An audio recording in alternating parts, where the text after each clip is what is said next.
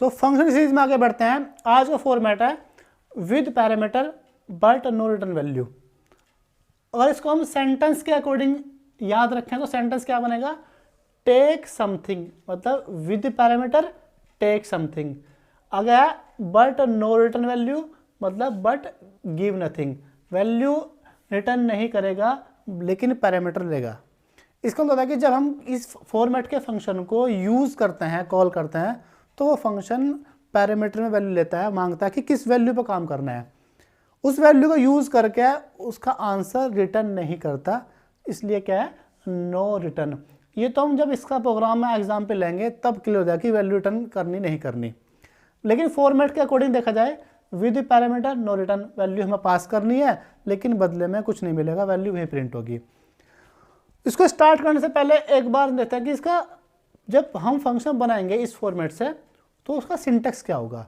जिसमें last video में जो मैं आया था वो था without parameter and no return value. Sentence क्या बना था, take nothing and give nothing, ना कुछ लेना है ना कुछ देना है।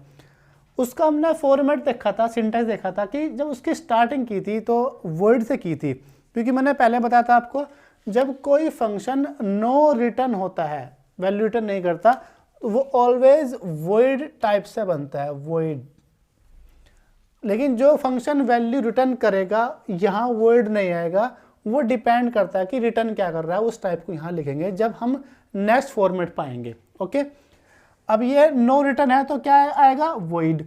उसके बाद स्पेस देने के बाद फंक्शन किस नाम से बनाना है, जिस नाम से बनाओगे उसी नाम से यूज करोगे, सो फंक्शन नेम आएगा।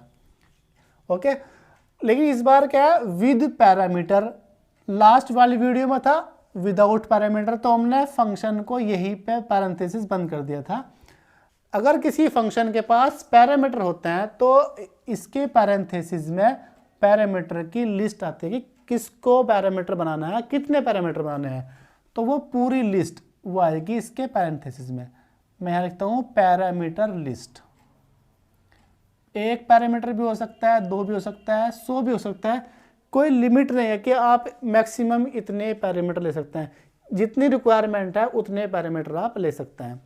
और वो मैं आपको भी क्लियर करूंगा कि हम पैरामीटर किसको बनाएंगे फंक्शन में। सबसे ज़्यादा कंफ्यूजिंग होती है जब हम स्टार्टिंग में फंक्शन को पढ़ते हैं, तो स्टूडेंट के लिए सबसे प्रॉब्लम करता है कि हम पैरामीटर किसको बनाएं किसको मत बनाएं।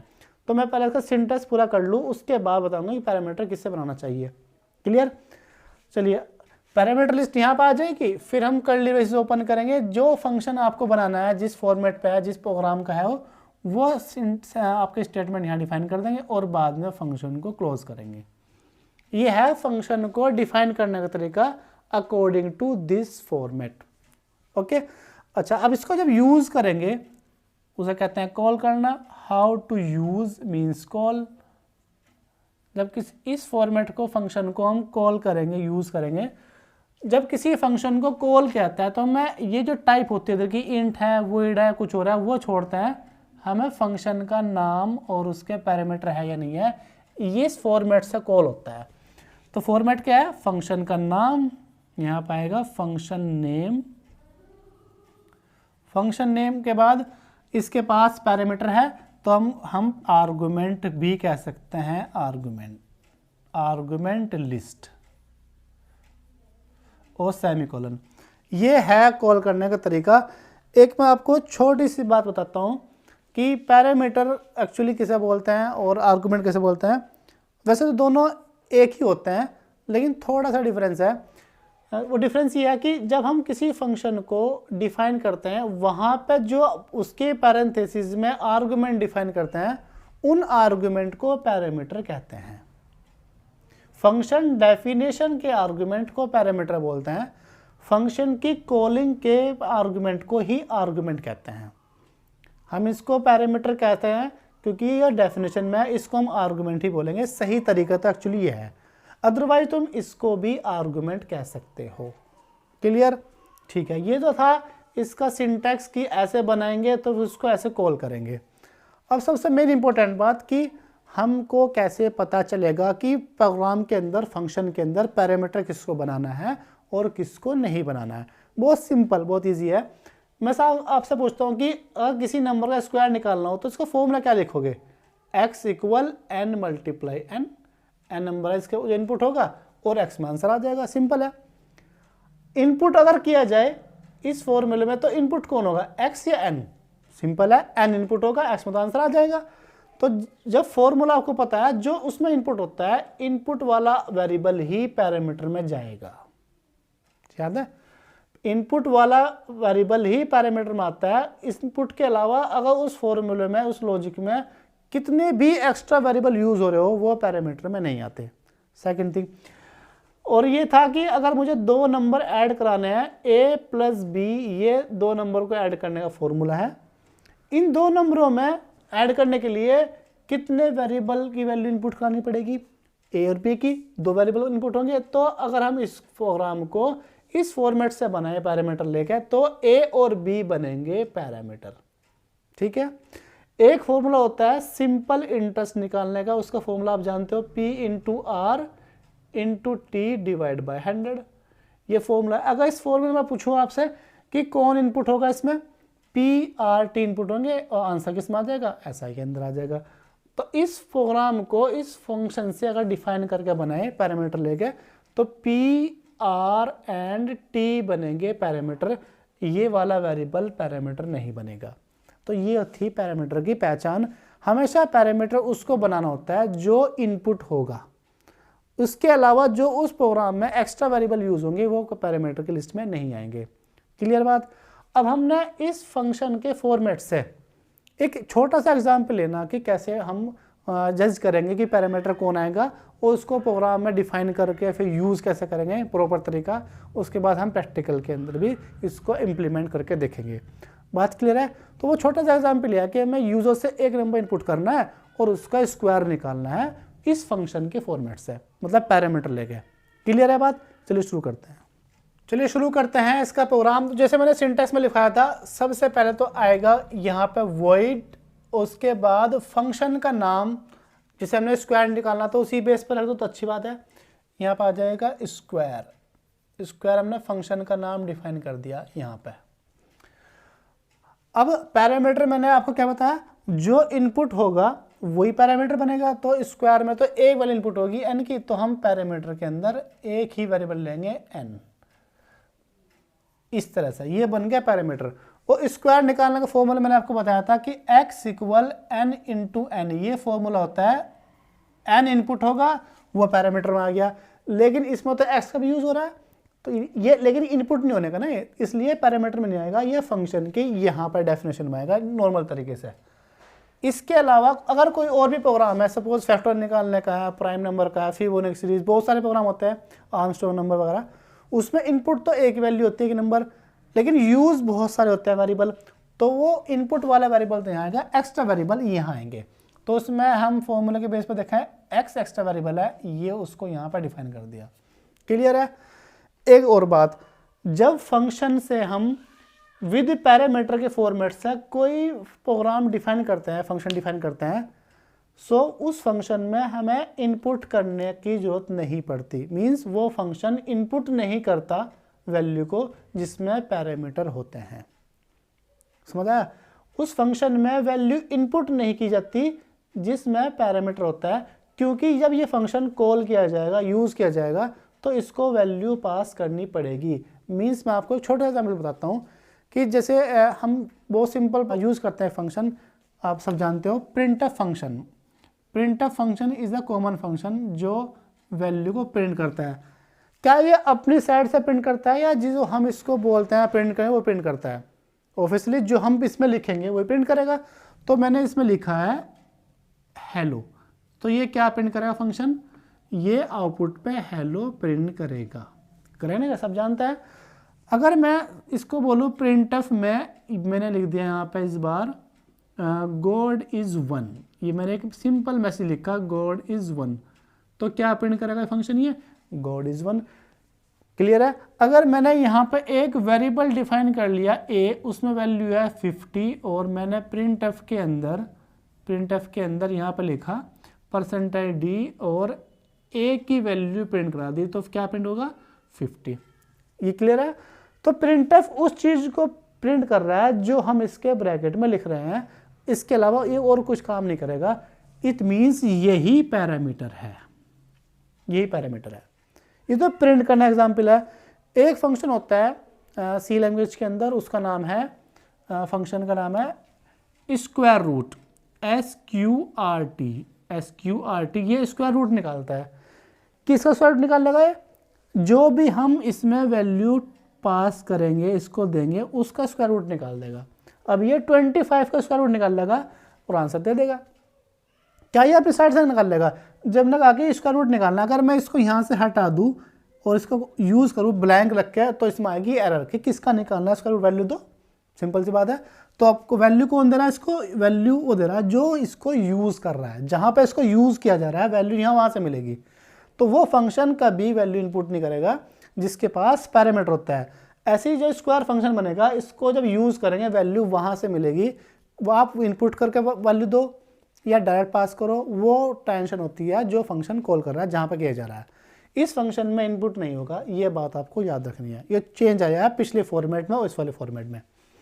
तो मैं इसको कंप्लीट करता हूँ। तो जब इनपुट नहीं होगी वैल्यू इसको मिल जाएगी, तो आगे फॉर्मूला काम रह गया x = n × n। ये मैंने फॉर्मूला लगा दिया और x की वैल्यू को प्रिंट कर दिया।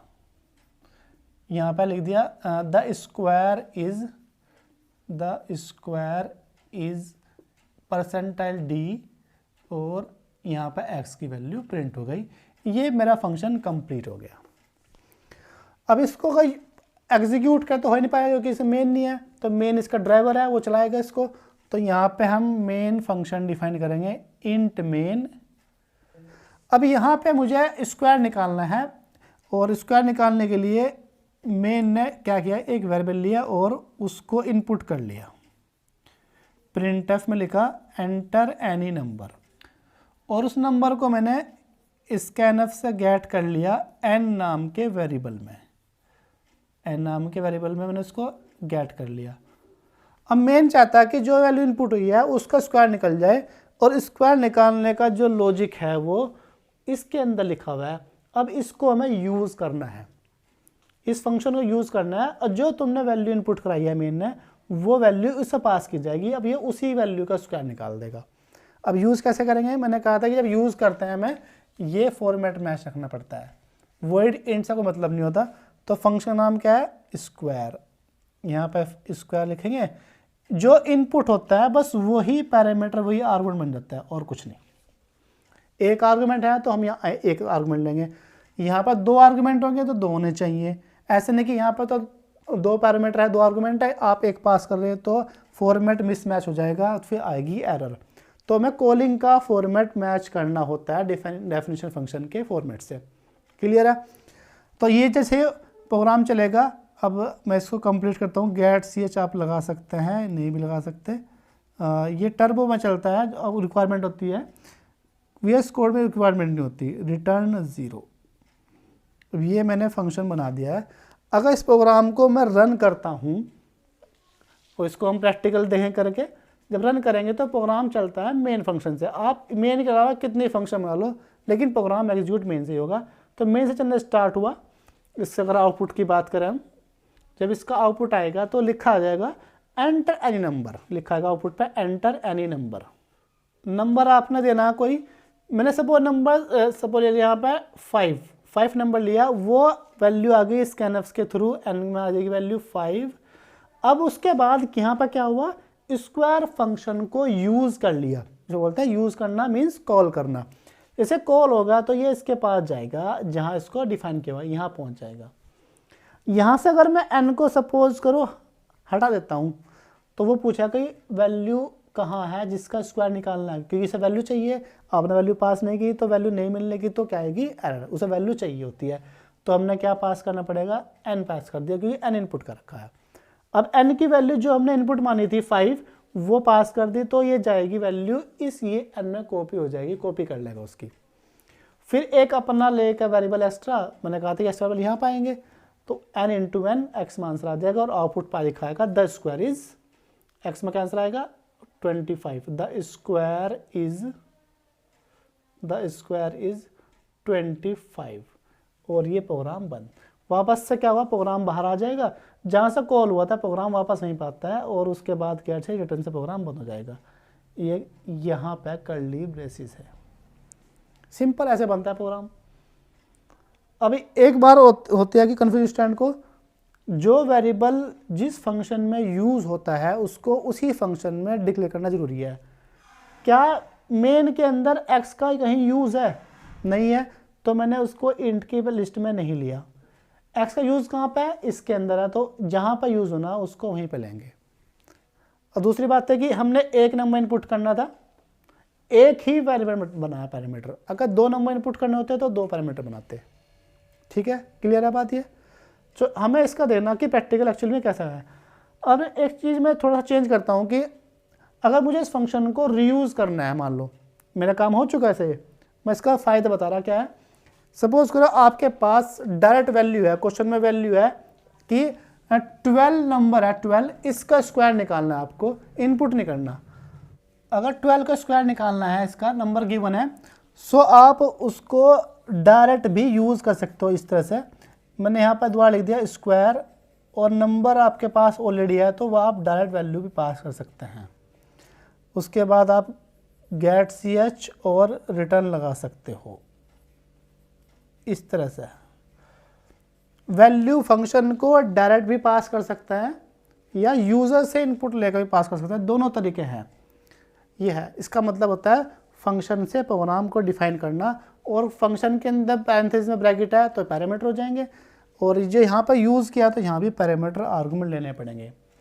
अगर इन दोनों नाम में हमें यूज़ करना कि इनका नाम क्या है, जहाँ फंक्शन को बनाते हैं उसे बोलते हैं फंक्शन डेफिनेशन। ये मैंने आपको लास्ट वीडियो में भी डिफाइन किया था, बताया था, ये बोलती है फंक्शन की डेफिनेशन। और जहाँ पर उसको यूज़ करते हैं ये दोनों लाइन, इसे बोलेंगे हम फंक्शन कॉलिंग। ये यहाँ से होती है फंक्शन की कॉलिंग। और एक्चुअली में हम फंक्शन कॉलिंग को इन्वोकिंग भी कह सकते हैं, फंक्शन इन्वोक। कॉल करना मीन्स इन्वोक करना, इस तरीके से।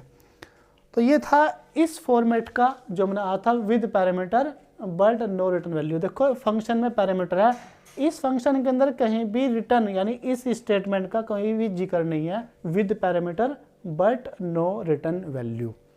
अब इसी का हम दूसरा एग्जाम्पल लेंगे नेक्स्ट वीडियो के अंदर। अगर मुझे ज़्यादा पैरामीटर बनाने हो तो इसमें कैसे डिफाइन करेंगे, यहाँ पर चेंज आएगा, वो हम पढ़ेंगे नेक्स्ट वीडियो के अंदर। तब तक के लिए हम इसको देखना कि प्रैक्टिकल कैसे करना है और उसको हम अपने कंप्यूटर में इम्प्लीमेंट कैसे करेंगे, तो आइए इसके प्रैक्टिकल सेशन के अंदर। आइए स्टार्ट करते हैं प्रैक्टिकल। उसके लिए मुझे अपना ये VS कोड को ओपन करना होगा। VS कोड ओपन किया, मेरे सामने VS कोड का इंटरफेस आ जाएगा ये, और यहाँ से मुझे अपने फोल्डर में एक नई फाइल लेनी है। फाइल का नाम डिफाइन किया function3.c। सभी प्रोग्राम में यहाँ पे इसी फोल्डर में सेव करते रहो, ये सभी प्रोग्राम यहाँ बने हुए हैं ऑलरेडी। .c के बाद एंटर जैसे करते हैं तो मेरे सामने एडिटर आ जाएगा। अब वो प्रोग्राम टाइप करते हैं जो हमने बोर्ड पर डिस्कस किया था। उसके लिए सबसे पहले मुझे हेडर फाइल इंक्लूड करनी होगी, #include stdio.h। उसके बाद second header file stdio, double O लग गया यहाँ से, stdio.h। सेकंड हेडर फाइल लगाते हैं #include conio.h। देन मुझे यहाँ पे अपना फंक्शन डिफाइन करना है। वॉइड फंक्शन का मैंने डिफाइन किया था स्क्वायर, उसी को एक बार एग्जांपल लेते हैं, और एक आर्गुमेंट लिया था मैंने यहाँ पे n। उसके लिए फिर मैंने फंक्शन की डेफिनेशन स्टार्ट करी थी, जहाँ पे एक वेरिएबल डिफाइन किया था x के नाम से, और x equal n into n, ये मैंने स्क्वायर यहाँ पे इसका डिफाइन कर लिया था। बाद में x की वैल्यू को मैसेज के साथ प्रिंट कर दिया, द स्क्वायर इज़। उसके बाद मैंने x की वैल्यू को सिंपली प्रिंट कर देता यहाँ पे इस तरह से। ये मेरा फंक्शन डिफाइन हो गया था। अब फिर मैंने इसके बाद मेन डिफाइन किया था, int main. Without main program execute नहीं हो सकता, इसलिए मेन तो होना कंपलसरी है। मेन के अंदर मैंने एक वेरिएबल लिया था n, और उसकी वैल्यू को इनपुट किया था मेन के अंदर। यहाँ पे लिखा था एंटर एनी नंबर, कोई भी नंबर आपका एंटर कराना है, और उसको मैंने गेट करा था स्कैनफ के थ्रू, जो वेरिएबल लिया है n। f यहाँ पर मिस्टेक्स हो गया, एड्रेस ऑफ n, ये मेरा नंबर इनपुट हो गया है। उसके बाद मैंने फंक्शन को कॉल किया था स्क्वायर, और जो इनपुट की वैल्यू n वो मैंने यहाँ पास की थी। उसके बाद गेट ch आप लगा भी सकते हो, छोड़ भी सकते हो। रिटर्न 0 ये कंपलसरी है। पिछले प्रोग्राम जो आउटपुट हमारा था, जो आउटपुट आएगा उससे पहले कोई स्टेटमेंट नहीं आना चाहिए, तो मैं एक फंक्शन यूज़ कर लेता हूँ। उस फंक्शन नाम है सिस्टम, और उसके ब्रैकेट में आएगा CLS। ये आउटपुट से पहले जो स्टेटमेंट आता है उसके जो पाथ होता है कि आपकी फ़ाइल कहाँ पे है, इस तरह का पाथ, वो सब कुछ आपको निर्दिष्ट चाहिए, तो आप इस फंक्शन से उसको क्लियर करा सकते हो। इसके लिए मुझे एक हेडर फाइल लगानी होगी एक्स्ट्रा, उसका नाम है, उस हेडर फाइल का नाम होता है stdlib.h। इस हेडर फाइल के अंदर ये फंक्शन इनबिल्ड है। ओके, क्लियर है। चलिए, जो मैंने प्रोग्रामिंग करी है अब इसको एक बार पूरे प्रोग्राम को सेव कर लेते हैं। अब यहाँ से ये प्रोग्राम का जो रन करने का कोड है यहाँ से आप रन कर सकते हैं, या फिर राइट क्लिक कर दो बीच में, कहीं बीच एरिया में, और रन कोड का ऑप्शन है, और आप शॉर्टकट भी यूज़ कर सकते हैं। ओके, चलो मैं यहाँ पर क्लिक करता हूँ रन कोड के ऊपर। अब यहाँ पे सक्सेसफुली प्रोग्राम कंपाइल हो गया, रन हो गया है, और मैं इसको ऐसे डाउन भी कर सकता हूँ ताकि मेरा कुछ प्रोग्राम का जो पोर्शन है वो डिस्प्ले हो जाए। ये इस तरह से, यहाँ से मेन प्रोग्राम यहाँ पे है। अब मुझे कोई नंबर देना है, सपोज नंबर जब मैंने यहाँ पे दिया 7, और जैसे मैं एंटर करता हूँ तो मेरे सामने स्क्वायर निकल के आ गया 49, तो प्रोग्राम सक्सेसफुली रन हो चुका, आंसर भी सही आया है। तो ये फंक्शन को कौन सा फॉर्मेट यूज़ किया मैंने, ये फंक्शन फॉर्मेट यूज़ किया इस with parameter but no return value. Parameter है लेकिन रिटर्न नहीं करेगा। दूसरी चीज़ कि ज़रूरी नहीं कि हमने यहाँ पर जो वेरिएबल फंक्शन के अंदर n के नाम से लिया है ये वेरिएबल, और आप जब कॉल करते हैं वहाँ भी n ही पास करें। मैं इसकी जगह a वेरिएबल यूज़ करके भी इसको पास कर सकता हूँ। इस तरह से यहाँ पे a वेरिएबल आ जाएगा n की जगह, और जब फंक्शन कॉल करेंगे, ये फंक्शन की कॉलिंग है इस लाइन से, इसको मैं a लिख देता हूँ। कंट्रोल S से मैंने सेव कर लिया प्रोग्राम, और रन कोड पर क्लिक करेंगे तो अभी भी मेरा प्रोग्राम सक्सेसफुली रन हो चुका। नंबर था 4 का स्क्वायर आ जाएगा 16। सो इसका मतलब ये हुआ कि ज़रूरी नहीं है कि आप उसी नाम से वेरिएबल लो मेन फंक्शन में आर्गुमेंट के लिए जिस नाम से आपने फंक्शन के टाइम पे नाम रखा हुआ है। इसकी जो वैल्यू इनपुट होगी ए की वैल्यू, वो वैल्यू यहाँ से ए की वैल्यू इस n में आ जाएगी जब कॉल करेंगे। वैल्यू से मतलब होता है ना कि उसकी नाम से। क्लियर है। तो ये फंक्शन की डेफिनेशन होगी, ये फंक्शन की कॉलिंग हो गई। सो आपको प्रैक्टिकल अपने सिस्टम में खुद से करना है ताकि आपका फंक्शन से रिलेटेड कोई भी कन्फ्यूज़न हो वो दूर हो जाए। Okay, clear, thank you.